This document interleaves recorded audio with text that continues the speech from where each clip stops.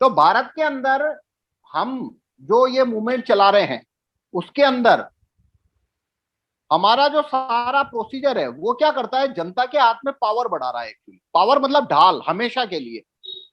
चिल्लर मुद्दे कौन से होते हैं जिसके अंदर किसी इशू के ऊपर आप सरकार से मांग कर रहे होते हो। जैसे मैं एग्जांपल देता हूं, बहुत लोग हैं भारत में जो बोल रहे हैं भाई वैक्सीनेशन कंपलसरी नहीं होनी चाहिए, और वो रोड पे आ रहे हैं, मजमे लगा रहे हैं, शंख बजा रहे हैं, इकट्ठे हो रहे हैं, धरना दे रहे हैं। लॉकडाउन नहीं होना चाहिए, धरना दे रहे हैं, ये कर रहे हैं। भाई सीएम के पास में इतना पावर है, वो सुबह से शाम तक इतने गलत कानून छापता है, तुम उसको बोल रहे हो भाई मेरे ये जो 100 कांटे तेने घुसाए हैं उसमें से ये एक कांटा निकाल दे, उसके लिए तुम वहां रोड पे इकट्ठा हो रहे हो। भाई तुम उससे ढाल मांगो ना कि भाई मुख्यमंत्री को निकालने की शक्ति हमको दे दो, वोट वापसी सीएम का कानून छाप दो, तो वो एक भी भाला तुम पे मारने ही नहीं वाला है, क्योंकि तुम्हारे हाथ में ढाल आ गई। जब आज तो इसमें क्या पॉइंट क्या है मेरा कि जब आप मतलब हम मूवमेंट कौन सी चला रहे हैं, हम नागरिकों को ढाल दिलवाना चाहते हैं। देखो शासन का काम क्या है, एसपी, ये पुलिस, जज, नेता, इनका काम क्या है, ये 24 घंटे भाले लेके खड़े हैं आपका खून निकालने के लिए। मौका मिला और खच से खून निकाल लेंगे, लॉकडाउन डाल देंगे, जीएसटी डाल देंगे, वैक्सीनेशन कंपलसरी कर देंगे, टैक्स बढ़ा देंगे, कुछ ना कुछ करके 24 घंटे इनका धंधा ये है। 24 घंटे इनका दिमाग चलता है कहां से पैसा खींच लूं, कहां से पैसा खींच लूं। तो ये जज, पुलिस, राजनेता का माफिया है। ये आज से नहीं, हजारों सालों से ये हर समय भाले लेके जनता के शिकार पे लगे हुए हैं, निकले हुए हैं। कभी इधर देखोगे इधर से कट मार के पैसा खींच लेंगे। तो इसका इलाज क्या है, इसका इलाज है ढाल। वोटिंग पावर ढाल है। एक बार ढाल हाथ में आ गई तो हर 5 साल में एक बार पूछने आना है। उसकी वजह से ये राजनेता वगैरह थोड़ी सी तमीज में है। रिकॉल पावर ये दूसरी ढाल है, जूरी पावर तीसरी ढाल है, रेफरेंडम पावर चौथी ढाल है। तो हमारे पे ये बहुत बार आरोप आता है, हर आदमी बोलता है भाई तुम दुनिया का कोई भी आदमी है, भारत का कोई भी आदमी है, तुम उसके पीछे लग जाते हो कि इसका विरोध करना शुरू कर देते हो, किसी को ही नहीं छोड़ते, सबका विरोध करते हो। तो भाई मैं उसमें यह जवाब देता हूं कि आज की डेट में 33 लाख एनजीओ चल रहे हैं भारत में, 2300 पॉलिटिकल पार्टियां चल रही है। मेरे को एक पार्टी का एजेंडे में से ये लिखा हुआ दिखा दो कि वो भारत के लोगों को ढाल दिलाने की बात कर रहा है क्या। और पिछले 100 साल में एक नेता, एक इंटेलेक्चुअल तुम लेके आओ मेरे सामने जिसने जनता को ढाल दिलाने की बात करी हो। वोटिंग पावर ढाल है, 47 में मिली थी, आज तक काम कर रही है।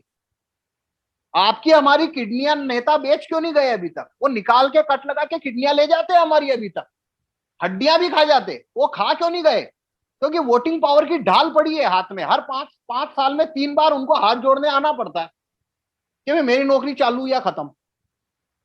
पाकिस्तान में वो ढाल निकल गई उनके हाथ से तो उनके चिथड़े कर दिए वहां के नेताओं ने और मौलवियों ने, सेना के जनरल वगैरह ने। तो ये ढाल है वोटिंग पावर ऐसी, ये ढाल पर्याप्त नहीं है क्योंकि ये आपको बचा नहीं सकती उनसे, उनके पास इतने सारे वो हैं। एक बार तुमने एमएलए को वोट कर दिया, एमएलए ने सीएम बना दिया, अब सीएम बन गया, अब 5 साल तक तो वो जूते लगाने ही वाला है, रोकोगे कैसे तुम यार। उसको मौका मिलेगा वहां से कट मार के खून खींच लेगा तुम्हारा, लॉकडाउन डाल देगा, लॉकडाउन से तुमको पूरा उसने फफेड़ दिया, फिर वैक्सीन लेके आ गया तो वैक्सीन मारो इनके ऊपर, सबके ऊपर। वैक्सीन नहीं लोगे ट्रेन में नहीं चढ़ने देगा, फ्लाइट में नहीं चढ़ने देगा, वैक्सीन नहीं लोगे ये नहीं करने देगा। तो अभी रुको, और आने वाला है आगे, नया नया आते ही जाए, कोई नई स्टोरी थोड़ी चल रही है। इकट्ठे हो गए, गोलियां चला देगा तुम्हारे ऊपर, क्या करोगे। ज्यादा करोगे पुलिस वाले लठ बजाएंगे, थाने में ले जाके घुसा देंगे, 3 दिन तुमको पतंग बना के वहां टांग देंगे, जुत्ते मारेंगे, क्या करोगे। तो इससे बचने का तरीका क्या है, स्थायी समाधान ढाल ही है। अभी ये भारत के अंदर इतने लोग घूम रहे हैं ये वैक्सीन के खिलाफ, कोरोना के खिलाफ, मतलब करोड़ों लोग एक्टिविस्ट को फंसा के रखा हुआ है। उनमें से कोई आदमी से सुना कि भाई मुख्यमंत्री को या प्रधानमंत्री को हम निकाल सकें, जनता, final final decision will be taken by voters, हम उसके ऊपर वोट वापसी का कानून दो, उसकी औकात है लॉकडाउन डालने की सीएम की, और 3 दिन में निकाल देगी जनता। उसकी औकात है वैक्सीनेशन कंपलसरी डालने की, 3 दिन में नौकरी जाएगी, 3 दिन में निकाल देगी जनता। तो हट भाई, जिसको लेनी है वैक्सीन ले लेगा, और पुलिस को लगा रखा है, लठ मार मार के वैक्सीन दे रहे हैं, और लोग वहां इकट्ठे होकर बोल रहे हैं भाई वैक्सीन का विरोध कर रहे हैं। अरे भाई विरोध कर रहे हैं, धंधा यही है क्या? अरे 70 साल से सब लोग इकट्ठे होकर विरोध कर रहे हैं, अभी विरोध कर रहे हैं, फिर अभी वैक्सीन का कर लो, 2 महीने बाद फिर इकट्ठे हो जाना इंडिया गेट पे, वहां फिर दूसरा विरोध कर देना, फिर जंतर मंतर पे तंबू लगा देना। अब क्या कर रहे हो? अब किसान बिल का विरोध कर रहे हैं, फिर 2 महीने बाद में फिर लोगों को इकट्ठा करके अब क्या कर रहे हो? अब लॉकडाउन का विरोध कर रहे हैं, फिर इकट्ठे हो जाना, अब जीएसटी का विरोध कर रहे हैं। मतलब क्या बेवकूफी की एक हद होती है, बेवकूफ बना के रखा है 70 साल से लोगों को। मतलब जो वो अस्त्र चला रहे हैं, ढाल की बात करना है। भाई देखो, वाजपेयी साहब बहुत महान थे, बहुत सारे लोग प्रोफाइल पिक्चर पे लगा के रखे हैं। मैं बोलता हूं उन्होंने अपने 50 साल के कैरियर के अंदर पब्लिक को ढाल देने, परमानेंट ढाल देने की बात करी है? नहीं करी है ना। मोदी साहब कितने महान हैं, उनको सत्ता में 2002 से बैठे हुए हैं, उन्होंने कभी भी जनता को ढाल देने की बात करी है? मतलब कितने महान है, मेरे सामने लेके आओ, पिछले 100 साल के सारे लोगों को लेके आओ, एक आदमी निकाल के दो मेरे को, एक आदमी जिसने ढाल देने की बात करी है। ये सारे के सारे हमारे, मतलब जो फ्रीडम फाइटर थे, भगत सिंह जी वगैरह, उनको छोड़, बटुकेश्वर दत्त महात्मा भगत सिंह जी, उनको छोड़ दो। तो ये जितने भी नेता थे, और तब से आज तक जितने नेता पैदा हुए हैं भारत के अंदर, कुछ 10-20 हजार सांसद हो गए होंगे, और कुछ 1 लाख से ज्यादा एमएलए हो गए होंगे, और हजारों मंत्री हो गए हैं आज तक, और इतने प्रधानमंत्री हो गए हैं। साला एक आदमी ने जिंदगी में बात करी है कि मैं जनता को एक डाल और देने की बात करता हूं? जिंदगी में करी है? अभी भारत में इतने महान लोग घूम रहे हैं, एक एक्टिविस्ट, एक नेता, एक समाज सुधारक ने बात करी है जिंदगी में कि मैं जनता को, जैसे वोटिंग राइट एक ढाल मिली थी हमें 47 में, वैसी एक और ढाल मिले, रेफरेंडम राइट। एक ढाल है, जनता के पास हमेशा के लिए पावर आ जाती है कि उनको लॉकडाउन नहीं चाहिए, फोर्स। भाई देखो, रेफरेंडम राइट होता तो भिलवाड़ा में फोर्स वैक्सीनेशन होता ही नहीं था, बात ही खत्म है। अगर रेफरेंडम राइट होता, मैं जाके एफिडेविट रखता कलेक्टर की कचेरी में भी फोर्स वैक्सीनेशन को खत्म किया जावे, और जनता, भीलवाड़ा की 20 लाख पब्लिक यस नो का एसएमएस भेजती, और जो एसएमएस भेजती उसके अंदर लोग हैं वो 15 लाख लोग भेजते, भाई फोर्स वैक्सीनेशन क्यों कर रहे हो? 3 दिन के अंदर, 3 दिन के अंदर जनता तय कर देती हमको वैक्सीनेशन नहीं चाहिए। अभी ये वैक्सीनेशन के ऊपर साले प्रपंच बनाने वाले भारत में जितने 1.5 साल से मजमा बना के रखे, उनमें से एक आदमी ने बात करी है रेफरेंडम पावर होना चाहिए, ताकि जनता तय करेगी उनको वैक्सीनेशन चाहिए इनके। मेरा जिला मैं तय करूंगा ना, मेरा राज्य मैं तय करूंगा ना, फाइनली मेरे को वैक्सीनेशन कंपल्सरी करना कि नहीं करना, उसने बात करी है। उसको आप 100 बार कचोटोगे तब भी बात नहीं करेगा। सब अपना अपना सामान बेचने पे लगे हैं।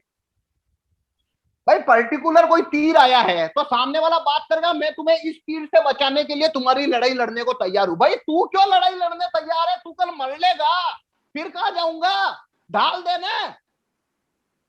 भाई मुझे कवच चाहिए, तू ये गोली से मत बचा, मेरे को कवच दे, बुलेट प्रूफ कवच, ताकि तेरे मरने के बाद में भी मैं खुद को बचा सकूं। 47 में ये वोटिंग राइट मिले, वो हमें बख्तर है, एक हमको ढाल या कवच मिला। तो कोई भी नेता आके अगर हमें ज्यादा परेशान करे, झूठ मारे, तो हम हटा सकते, अब के नहीं चुनेंगे। तो हमारा जो पूरा है वो है, जनता को हम 4 नई ढाल और दिलाना चाहते हैं। इस पॉइंट के ऊपर हम भारत के सभी ऐतिहासिक राजनेता और करंट राजनेता को तोलते हैं कि भाई ये ढाल की बात कर रहा है क्या? तो भाई ये बड़ा महान आदमी, भाई देखो राजीव दीक्षित जी, अब वो एकमात्र आदमी है 47 के बाद में मेरी जानकारी में जिन्होंने उन भारत के लोगों को ढाल दिलाने की बात करी थी। दूसरा एग्जाम्पल ही नहीं है, बताओ मेरे को। केजरीवाल एक ने भी नहीं है। केजरीवाल ने की है, बट ड्राफ्ट नहीं दिया था। भाई उसने, केजरीवाल ने 2011 के पहले अपनी जिंदगी में बात करी क्या? नहीं करी। 2011 में क्यों करनी पड़ी? क्योंकि 2011 तक राहुल भाई 2 इलेक्शन लड़ चुके थे। भारत में राइट टू रिकॉल की मूवमेंट इतनी हो चुकी थी, 3 बार उनको पब्लिक में, अपने राइट टू रिकॉल एक्टिविस्ट ने जाके पब्लिक के अंदर ही उनको पूछ लिया था कि भाई ये जन लोकपाल भ्रष्ट हो गया तो क्या करना, राइट टू रिकॉल क्यों ला रहे हो? 3 बार जब पूछा 150 की मीटिंग के बीच में, तो उनको स्टैंड लेना पड़ा। और उस समय तक वो इतने बड़े आदमी नहीं हुए थे, उनकी गैदरिंग में 200-500 लोग ही होते थे। तो उन्होंने अपने मन से राइट टू रिकॉल की बात नहीं करी है, उन्होंने देखा कि भाई मैं एक्सपोज हो रहा हूं, तभी उन्होंने करी है। और वो भी करी है तो ड्राफ्टलेस, तो ड्राफ्टलेस की क्या बात करनी है, वो तो बेवकूफ बनाने का जरिया है। रिकॉल मतलब क्या हवा में करेंगे रिकॉल? क्या फोन करके रिकॉल करूं? पासबुक देना भाई, वोटर कार्ड ही नहीं है, वोट किधर करूंगा? तो वोट वापिस लेऊंगा किधर से? पासबुक, पासबुक दी। वो दिल्ली में शासन कर रहा 10 साल हो गए, उसने वापिस बात करी? उसने क्या कानून बनाया? देखो, सबसे फ्रॉड नेता कौन है? जो कहता है मैं तुम्हारी लड़ाई लड़ूंगा। भाई तू क्यों लड़ेगा? तू कल मर गया तो मैं लड़ लूंगा। तू भाई, वो पहले आप वो आपको पहले तो आपकी अपंग बनाते हैं, फिर आके खड़े होते हैं मैं तुम सब अपंगों की लड़ाई लड़ूंगा। भाई मेरी टांगे दे दे, मैं लड़ लूंगा। तू क्यों गोद में उठा के भग रहा है? मेरी टांगे दे, मैं भग लूंगा। मैं तेरे को कार से वहां छोड़ दूंगा, बस चाबी दे मेरी कार, मेरे को कार दिलाना। तो ये भारत में देखो, मतलब ये बार बार आता है। वे राइट टू रिकॉल वालों का काम है सबका, विश्वरूप चौधरी का विरोध कर दिया, उसका विरोध कर दिया। अब तो विश्वरूप चौधरी का विरोध मैं कल से विरोध बंद करता हूं। उसको जाके पूछो ना भाई, ये जो भाई हेल्थ मिनिस्टर को हटाने का पावर दिलाने की बात करता है क्या? आना मना कुछ नहीं। 100 बार पूछो, एक भी बार जवाब आए तो मेरे को बता देना। तो भाई हेल्थ मिनिस्टर को जनता हटा सके, वो बात करने को राजी है? राजी नहीं है। किसी की लड़ाई लड़ना वो नेतागिरी चमकाने का तरीका है। किसी को सशक्त बना देना, उसको हाथ में पावर दे देना। किराए के मकान में, मतलब ये महल है, कितना अच्छा है, बढ़िया है, तो ठीक है तू इस महल में रह, चाबी मेरे पास रहेगी। मैं चाबी दिलाने की बात कर रहा हूं, मैं कह रहा हूं चाबी दे। तो ये नागरिक सत्ता, नागरिक अधिकार, अधिकार मतलब सस्पेंड हो जाते हैं, सत्ताएं कभी सस्पेंड नहीं होती है, हमेशा के लिए रहती है। ठीक है, तो ये हमारा जो है गोल, हमारा टारगेट ये 4 ढालें हमको दिलवानी है बस। दूसरी बात इसलिए हम करते नहीं है, दूसरी बात करते हैं इसका टाइम कट जाता है। कई लोग ये भी लेके आते हैं पंगा कि अभी ये मुद्दा जरूरी है। अरे भाई सब हमेशा से ही जरूरी है, हम ढाल के अलावा बात नहीं करेंगे। अभी ये जितना प्रपंच है वो वोट वापसी सीएम और वोट वापसी पीएम, ये 2 ढालें होती, तुम्हारे पास उनकी औकात ही नहीं थी तुम्हारे इतना खून निकालने की। यूएस ने कर दिया ना रिकॉल, सीएम को निकाल दिया। जबकि वहां पे जो लॉकडाउन था वो भारत से 100 गुना ज्यादा कमजोर और लचीला था, कोई लॉस नहीं हुआ उनको, तब भी निकाल दिया। बताओ। और यहाँ पे पुलिस से लठ लगवा रहे हैं। अरे भाई एसपी को निकालने का पावर तुमको मिल जाए, उस पर वोट वापसी, वो ढाल है। एसपी मना कर देगा सीएम को, मैं नहीं लगाता लठ लोगों के, और ठेले के ठेले उलट रहे हैं पुलिस वाले,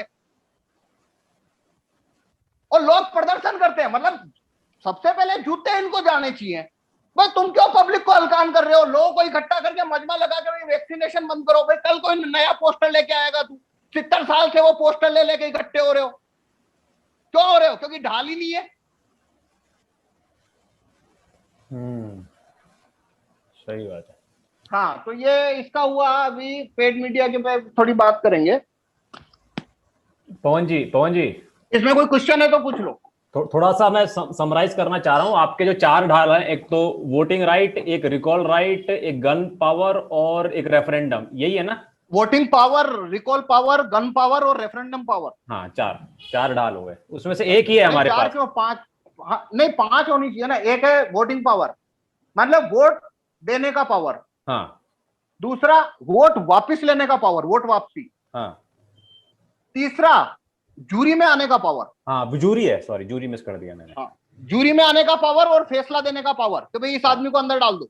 हाँ जैसे सलमान खान है, फुटपाथ पे चढ़ा दिया, जज के पास पावर है, छोड़ दिया। हिरण मार दिए, छोड़ दिया।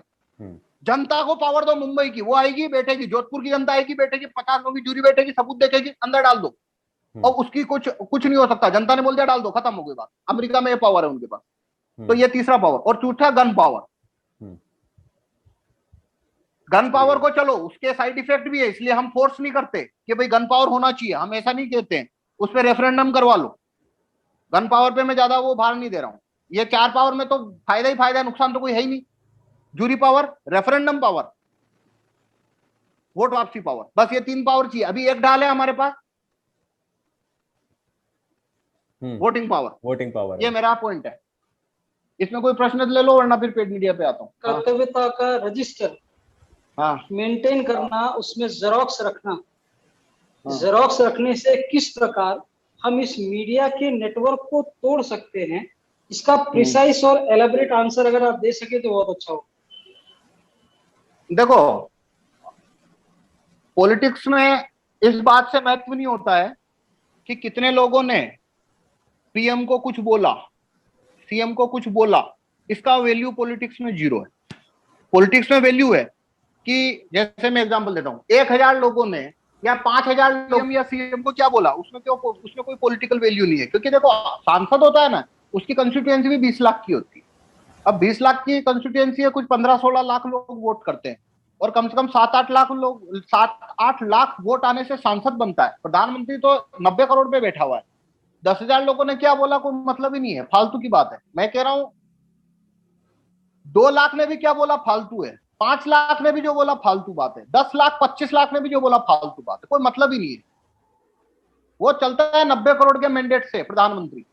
सांसद खुद 20 लाख के मैंडेट से वोटिंग 8 लाख का 7 लाख का वोट लेके आके मैंडेट से सांसद बन रहा है वो। तो 10,000 लोगों ने पोस्ट कार्ड भेजा, अब उसका कोई वैल्यू नहीं है। वैल्यू कब आता है, 10,000 लोगों ने पीएम को पब्लिक इंटरेस्ट में, पब्लिक को फायदा देने वाली कोई बात बोली, तो ये जो 10,000 लोगों ने बोला, इसे कितने वोटर ने देखा। 100 लोग इकट्ठे हुए पोस्ट ऑफिस पे और प्रधानमंत्री को बोला लॉकडाउन खत्म करो, 100 लोगों ने बोला, वैल्यू नहीं है। पर प्रॉब्लम क्या है, सीएम को प्रॉब्लम कब शुरू हो रही है कि वो जो 100 लोग इकट्ठे हुए थे, वो लोगों को कितनों ने देखा। अगर उनको 10,000 ने देखा तो सीएम पे प्रेशर आया है 1000 प्लस 10,000।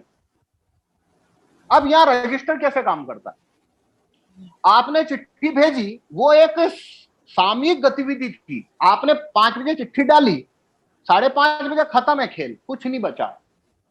आपने उसकी जेरोक्स करा के रजिस्टर में रख दिया, तो एक रिकॉर्ड आ गया आपके पास में। अब देखो, अब आपने क्या किया, वो जो चिट्ठी डाली थी, वो 10, 20, 50 लोग थे, उन्होंने फोटो निकाला, वो फोटो डाला वो अब फेसबुक पे। अब आपने रजिस्टर बनाया, उस रजिस्टर में उसकी फोटोकॉपी चिपकाई और वो आपने फेसबुक पे डाली।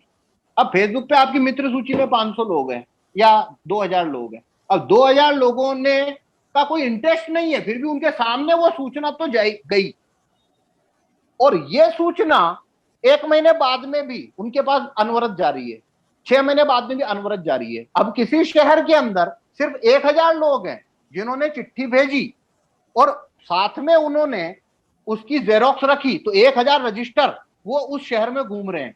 मेरे घर पे कोई आया या कोई किसी से मैं मिला, कहीं डिबेट में, कहीं मीटिंग में बैठे, मैंने बोला, जैसे मैं दिखाता रहता हूं, मेरा रजिस्टर है वो, तो देखो मैंने ये चिट्ठी भेजी, ये चिट्ठी भेजी, ये चिट्ठी भेजी, 1 मिनट होल्ड करो।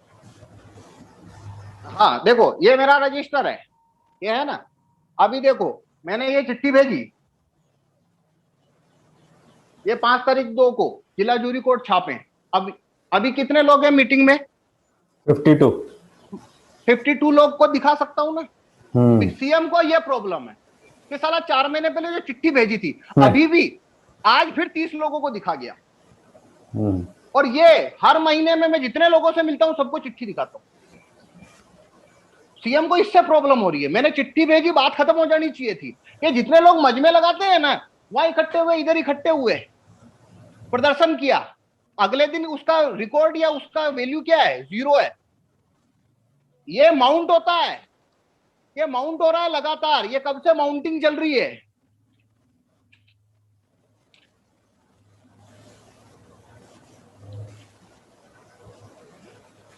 जितनी चिट्ठी, ये चिट्ठी, ये चिट्ठी, ये चिट्ठी, ये चिट्ठी, एंड लॉकडाउन, फोर्स वैक्सीनेशन खत्म करो, वोट वापसी, सीएम कानून छापो, ये पूरा रजिस्टर स्कैन होकर मेरी फेसबुक वॉल पे पड़ा है। 5,000 मित्र सूची के अंदर है। 4,000 को पता है मैं चिट्ठी भेजता नहीं हूं, मैं भेजता रह रहा हूं, मैं लगातार चिट्ठी भेज रहा हूं। और ऐसे 1,000 लोग अगर भीलवाड़ा में चिट्ठी भेज रहे हैं तो ये बात 1 लाख लोगों तक जा रही है। प्रॉब्लम उसको ये आ रही है कि 1 लाख लोगों को पता है कि ये वोट वापसी का कानून मांग रहे हैं, उससे प्रेशर बनता है। ये अगर नहीं है तो आपकी एक्टिविटी माउंट नहीं हो सकती। वो होता है ना, चिट्ठी डाली, अगले 15 दिन बाद खत्म। मेरे पास में रिकॉर्ड है, इसलिए मैं बता रहा हूं आपको ये सब। बहुत सारे लोग हैं जो चिट्ठी डालते हैं, फोटो फेसबुक पे डाल के आ जाते हैं, उन्होंने रजिस्टर बनाया ही नहीं। उनको मैं 4 महीने बाद पूछूंगा, भाई तुमने लॉकडाउन की चिट्ठी भेजी थी, कहाँ भेजी थी, मुझे दिखा। मुझे ना दिखा पा रहा है तो कितने लोगों को पता है, बात खत्म हो गई।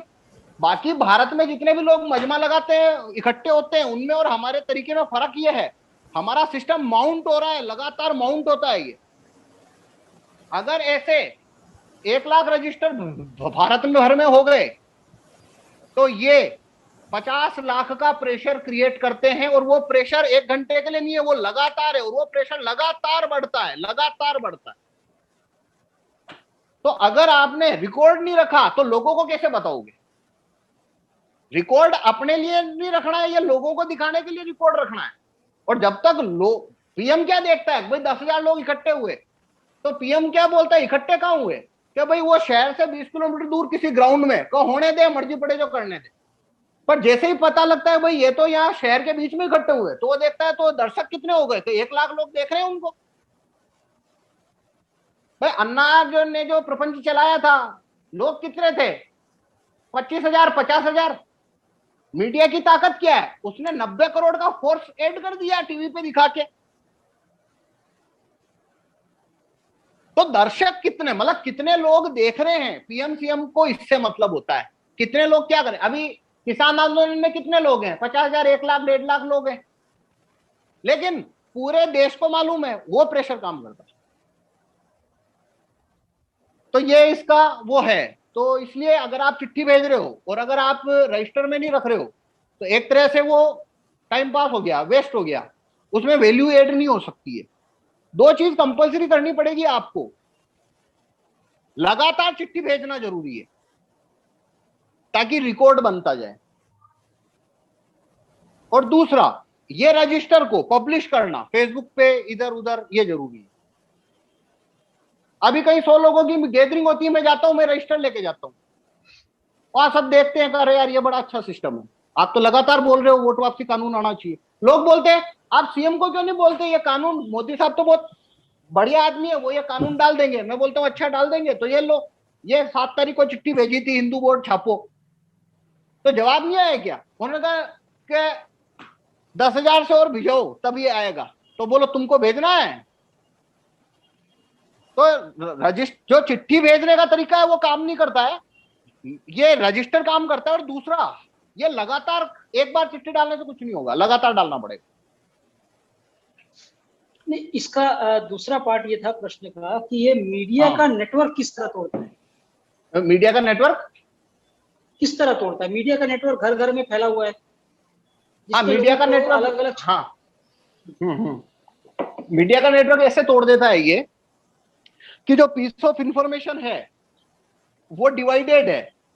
अगर 1,000 किसी शहर में, जिले में अगर 1,000 रजिस्टर है, तो इस इंफॉर्मेशन को और इस मूवमेंट को मीडिया ब्रेक क्यों नहीं कर सकता? क्योंकि लोगों तक मीडिया, मतलब ये मूवमेंट को लोगों तक मीडिया पहुंचा ही नहीं रहा है।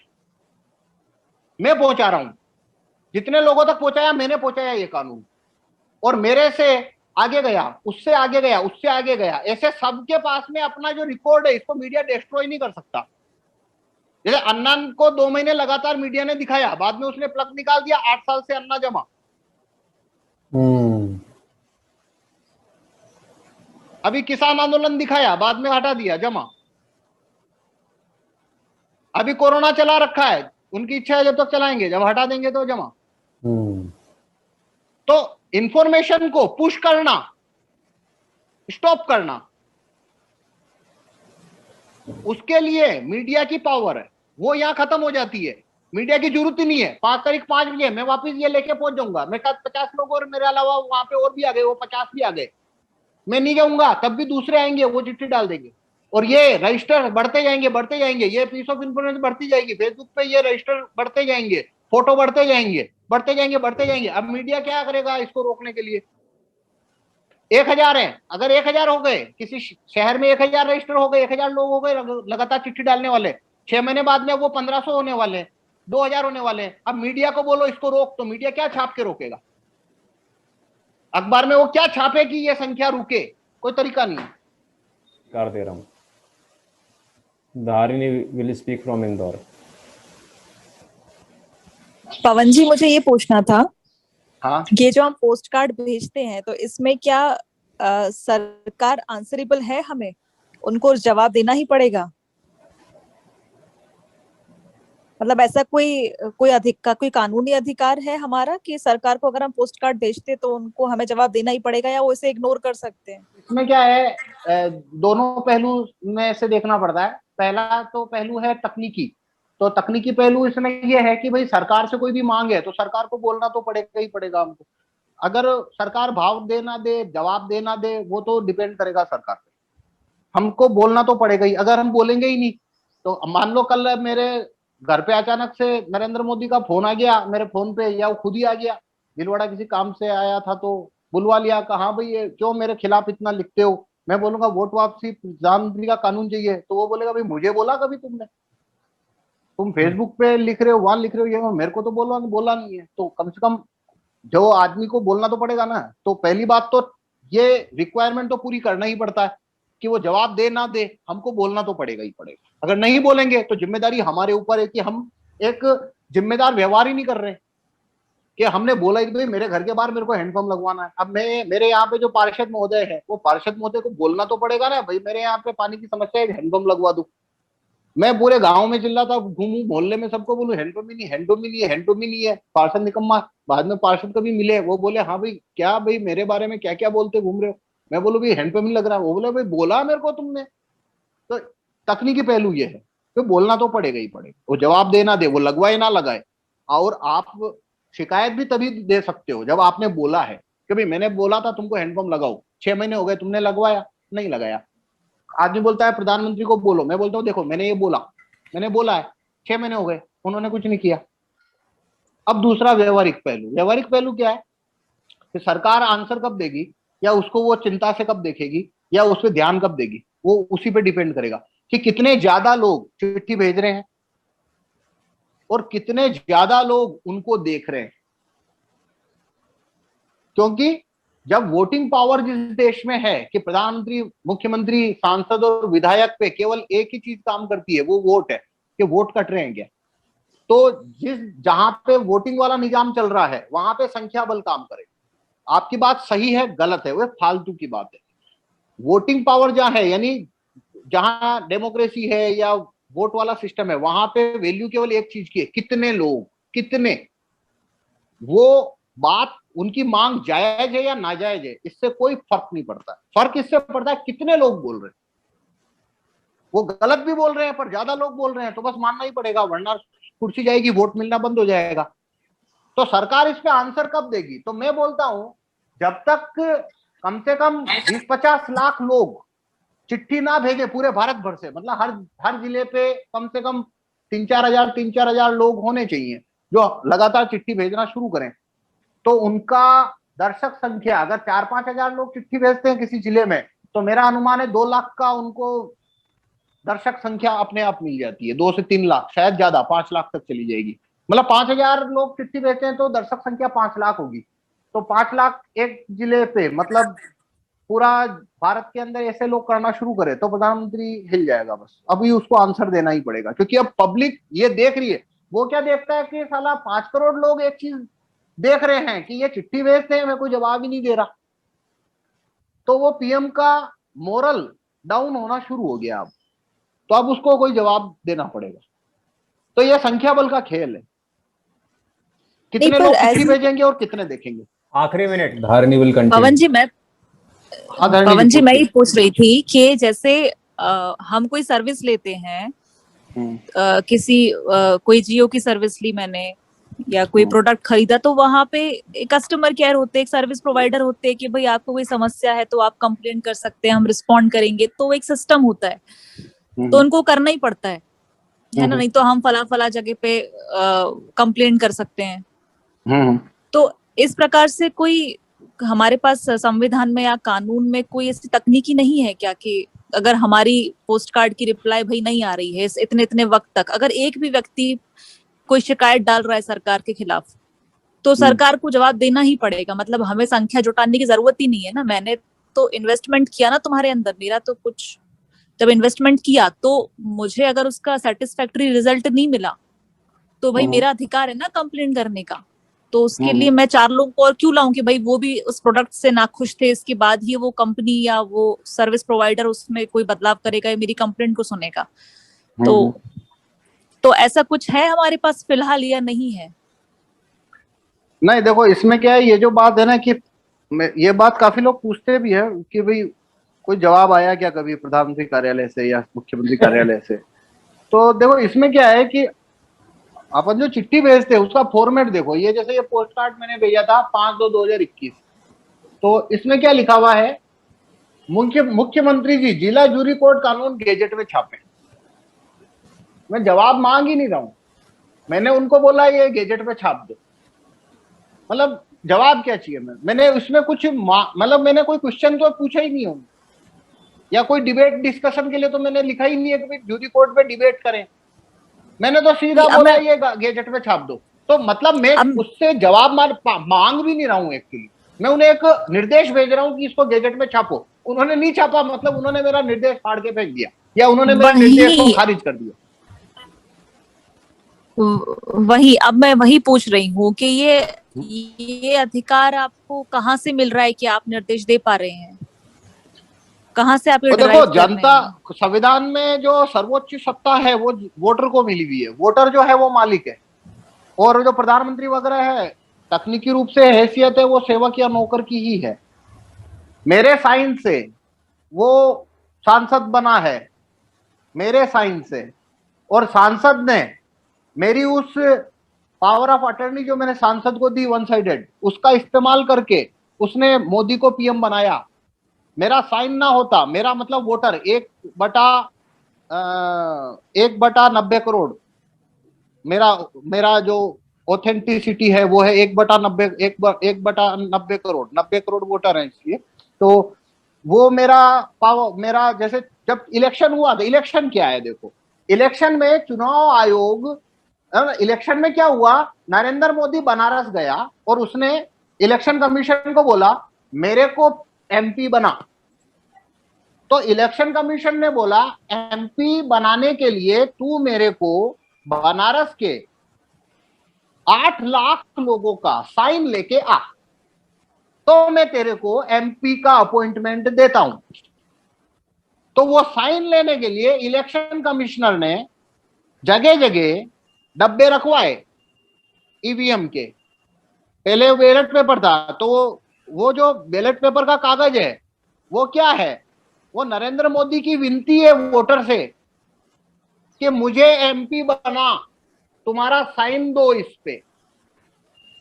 वो तो मान लो मैं बनारस का वोटर हूं तो मैं मालिक हूं, मेरे सामने वो आया है कि कृपया मेरे को अपॉइंट करने के लिए साइन करो। मैंने कमल का बटन दबाया या किसी का भी दबाया, मैंने साइन दिया, मैंने हस्ताक्षर दिए कि ये ले मेरा साइन, तू एमपी बन जा। ऐसे 8 लाख लोगों ने साइन दिए, अपने हस्ताक्षर किए। हस्ताक्षर का तरीका ये है कि साइन मैच करना मुश्किल है, इसलिए उसने बटन रख दिया कि भैया बटन दबा दो, हम तुम्हारा साइन मान लेंगे। वो जब ही ऐसे 8 लाख लोगों का साइन मिला इलेक्शन कमीशन को, तो इलेक्शन कमीशन ने मोदी को बोला भाई तेने जो विनती रखी थी जनता के मालिकों के सामने, तो उनका जवाब आया है, तेरे को एमपी बनाने के लिए उन्होंने, उनमें 20 लाख में से 8 लाख लोगों ने हाँ बोल दिया है, उनके साइन आ गए 8 लाख के। तो मालिक कौन हुआ? मैं मालिक हो गया ना, मेरे एमपी का मालिक मैं ही तो हूं, वरना तो मेरे पास में क्या, मतलब हाथ जोड़ने क्या लेने आया था, खुद ही बन जाता। तो मेरे को ऑथोरिटी है जब किसी को अपॉइंट करने की, अगर मेरे को ऑथोरिटी है किसी को अपॉइंट करने की कि मेरे साइन से आदमी सांसद बनता है, और फिर सांसद मेरे द्वारा दी गई उस पावर ऑफ अटर्नी का इस्तेमाल करके संसद में बैठ के मोदी को प्रधानमंत्री बनाने के लिए ठप्पा मारता है, तो मालिक तो मैं ही हूं। तो मैं उसको ऐसा ही तो बोलूंगा, भाई तू ये कानून छाप देना। अब वो छाप नहीं रहा तो उसका पॉइंट वैलिड है कि भाई एक आदमी के कहने से थोड़ी छापूंगा, मैं तो रिप्रेजेंट करता हूं 272 सांसद को। और सांसद बोलता है भाई 8 लाख वोट से आया है, मेरे पास तो 12 लोगों ने चिट्ठियां भेजी है, तो मैं क्या 12 लोगों के कहने से कानून छाप दूं?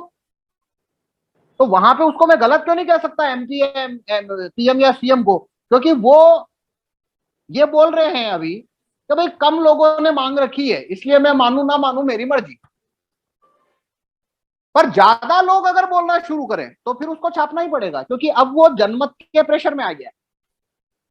अब वो ये लॉजिक नहीं दे सकता पीएम सीएम एमएलए एमपी वो ये कानून सही नहीं है, गलत नहीं है, क्योंकि ये सब नहीं चलता है डेमोक्रेसी या वोटिंग पावर वाले सिस्टम में। ये सिस्टम नहीं चलता कि ये मांग सही नहीं है, वो गलत नहीं है। ज्यादा लोगों ने बोला है, बात खत्म हो गई, उसको छापना पड़ेगा। तो मेरे को संवैधानिक ये राइट है, मेरा ये संवैधानिक अधिकार है और ये कर्तव्य भी है कि मैं प्रधानमंत्री को, मतलब जो नौकर को मैंने रखा है यहाँ पे, उस नौकर को अगर मेरे को कुछ निर्देश भेजना है कि भाई ऐसे नहीं ऐसे, कोई ड्राइवर को रखा है, अपन पीछे बैठे, गाड़ी वो तेज चला रहा है तो ड्राइवर को बोलते हैं ना, अरे भाई तू तमीज से चला, धीरे चला, लग जाएगी भाई, सही चला गाड़ी। तो वो ये है कौन? ये वही तो लोग हैं। और है कौन ये? वरना हाथ जोड़ने क्यों आते हैं यहाँ पे? हाथ जोड़ के हमारा अपॉइंटमेंट लेके चले गए। अब साला वोट वापसी का कानून नहीं है, बाकी तो इनको 1 मिनट में सीधा कर दें अपन। पर क्योंकि इनको पता है अब तू बोलता रहे पीछे से धीरे चला, चलाऊंगा मेरे मर्जी से ही, तो वो मर्जी से ही चलाता है अब, क्योंकि हम अब हटा तो सकते नहीं उसको। तो मेरे पास तो ये संवैधानिक अधिकार है, ये मेरी संप्रभु शक्ति है मेरी, कि मैं प्रधानमंत्री को बोल सकूं भाई गाड़ी धीरे चला, ये कानून छाप, लोग बर्बाद हो रहे हैं, लॉकडाउन खत्म कर दे। और ड्राइवर बहस करे तो वोट वापसी हो तो बोल दे भाई गाड़ी रोक, उतर, और उतार सकते हैं। पर अभी वो सुनता क्यों नहीं? उसको पता उतार तो सकते नहीं है ये, इसके पास पीछे बैठा रहेगा, कुछ है तो है नहीं। वोट वापसी मतलब पीछे भी एक ब्रेक आ गया, कभी गाड़ी धीरे चला कि नहीं मैं तो ऐसे ही चलूंगा, वहां तो ठीक है, पीछे से ब्रेक खींच दिया, गाड़ी रुक गई, तो उतर अब। ओके तो मैं जो उसे निर्देश देता हूँ वो संवैधानिक है। ठीक है, हो गया धारिणी तुम्हारा? Satisfied. Chanakya Tiwari will speak from Mathura. आपको मैं अधिकार दे रहा हूँ म्यूट अनम्यूट करने का, बोलिए। मुझे ये पूछना है कि जैसे अमेरिका में राइट टू रिकॉल का कानून है, उसके बाद भी फिर वहां पे लोग जो है रैलियां क्यों निकालते हैं, वैक्सीन विरोधी ये सब? और दूसरा प्रश्न ये है मतलब इसी से जुड़ा हुआ कि जैसे अमेरिका में राइट टू रिकॉल है, तो क्या गवर्नमेंट वहां पे वैक्सीन का भी फोर्स नहीं कर सकती जैसे इंडिया में कर सकती है?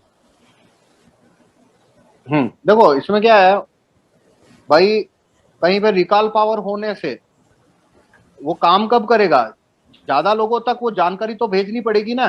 भारत में क्या है कि मैंने बोला आपको भाई ये फोर्स वैक्सीनेशन या लॉकडाउन बेकार है, ये नहीं होना चाहिए, तो आपने ही बोला नहीं होना चाहिए, बस। अब मैं आपको जो आप और मैं सहमत है नहीं होना चाहिए, पर करें क्या? हम कर तो सकते नहीं कुछ। वहां क्या है, जब उसने बोला अभी लॉकडाउन नहीं होना चाहिए, दूसरे ने बोला हाँ नहीं होना चाहिए, तो ठीक है इसको निकालने के लिए वोट कर दे, तो वो इनिशिएटिव ले सकता है। पर कितने लोग इनिशिएटिव लेंगे वो डिपेंड उस पर करेगा ना, कितने लोगों तक ये पीस ऑफ इंफॉर्मेशन आपने पहुंचाया है।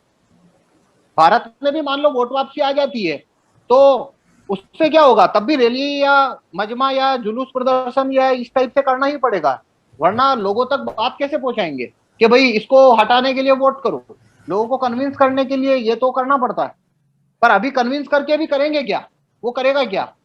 जैसे मैं अभी शहर में जाके एक भोंपू बजा देता हूँ और बोलता इकट्ठे कर देता हूँ 101 लोगों को और बोलता हूँ भाई देखो ये फालतू में सबको वैक्सीन ठोक रहा है, सीएम इसको निकालने के लिए अपना एसएमएस भेजो, तो वो सब बोलेंगे, मान लो 100 में से 50 ने बोला हाँ बात तो ठीक है यार, जिसको लेना हो वैसे ही ले लेगा, क्यों सबको पुलिस से पकड़ा के वैक्सीन क्यों ठुकवा रहे हो?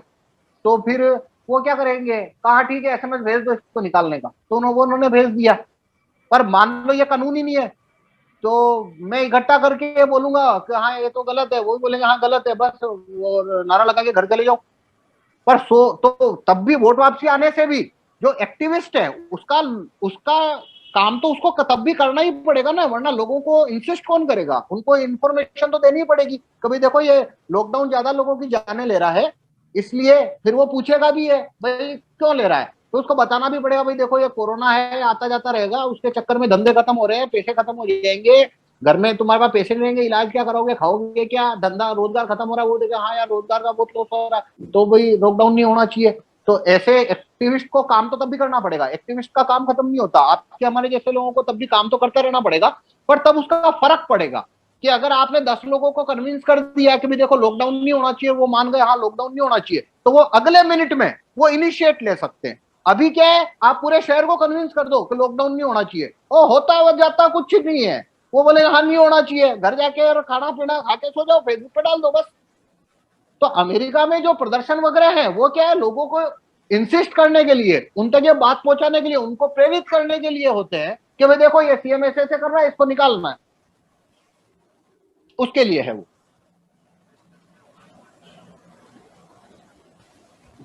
समझ गया। तो दूसरा प्रश्न ये था कि अमेरिका में जैसे राइट टू रिकॉल है, तो गवर्नमेंट क्या वहाँ पे वैक्सीन को फोर्स नहीं कर सकती है, जैसे नहीं कर सकती इंडिया वहां में पे, कर सकती है? हाँ नहीं कर सकती है। और देखो वहां पे कोई भी काम तब तक आप कर सकते हो जब तक मेजोरिटी आपके खिलाफ नहीं है, जैसे ही किसी भी चीज पे मेजोरिटी खिलाफ है, बस वो चीज वहां इंप्लीमेंट होने वाली ही नहीं है, क्योंकि वहां पे 5 साल की पट्टेदारी तो है नहीं, बीच में ही निकाल देंगे वो, बस वो वाली बात है। कोई भी चीज है वो बीच में, उनके पास रेफरेंडम भी है, सबसे बड़ी बात उनके पास गन भी है, तो जबरदस्ती कितनी करोगे, वो गन निकाल लाएंगे, मोहल्ला इकट्ठा होकर गन ले आएगा, हाँ भाई क्या है भाई, कब भाई ये वैक्सीन लगानी है, भाई हम इधर गोली चला देंगे निकल, तो बस। पर ऐसा होता कब है, जब पूरी सोसाइटी साथ हो।